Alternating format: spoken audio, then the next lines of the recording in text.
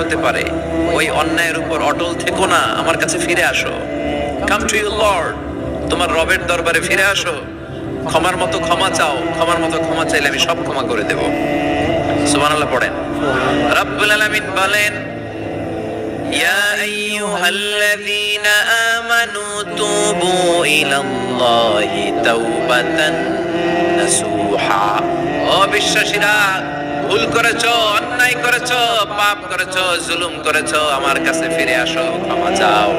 ক্ষমার মতো ক্ষমা চাইলে সব গুনাহ মাফ করে দিতে পারে কে? আল্লাহ। পাপ নাই, গুনাহ করি নাই, এরকম কেউ আছি? না। কথা বলেন, কত পাপ করছে কোনো হিসাব আছে? পৃথিবীর কেউ না জানলেও জানে কে? আল্লাহ ডেকে বলে, গোলাম আমি হলাম গাফিরুয যাম কাবিলুত তাওব। আমার কাজ হলো ক্ষমা করা, আমার কাজ হলো তওবা কবুল করা। শয়তানের কাজ হলো ওয়াসওয়াসা